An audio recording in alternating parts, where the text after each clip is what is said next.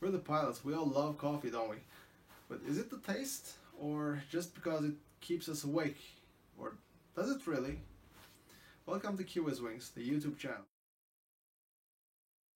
For me, the answer is both. Apart from taste, sometimes I use a little bit of boost to keep my performance at its peak before, slightly before, and during the flight.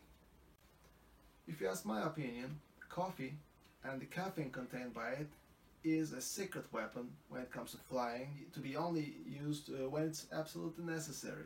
I prefer to stay away as much as possible, but sometimes conditions are a little bit tougher, so like I said, a little bit push is helpful.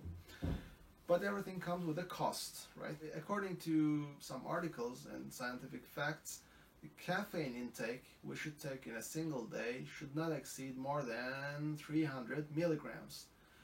After 400, we'll really start feeling, according to these guys, the side effects, which we don't want: tremoring hands or being nervous, messing up our CRM with the captain or the first officer, or we don't want to have increased reaction time. So it's better to stay away from that 400 limit, stay within the 300. And also there's one more: it's not advisable to exceed 200 milligrams in a single dose.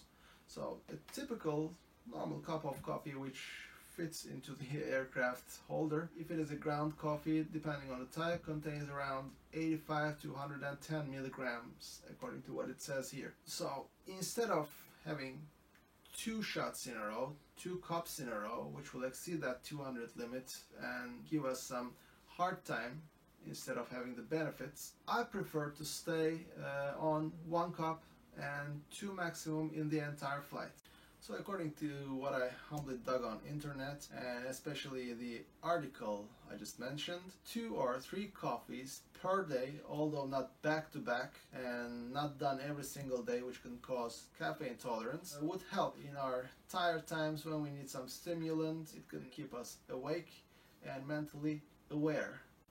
So what I prefer to do is to stick with the tea, which contains half of caffeine roughly than what coffee does, during the flight, which contains like 2 cups or something for the first 100 milligram or 150, and save the coffee to the top of descent of the final leg, which will keep me an entire half an hour or an entire hour during the descent, final approach, if necessary, go around or landing, taxiing, and whatsoever. I'll be wide awake after that, even after until driving back home. After this, I have a nice sleep. That concludes my day.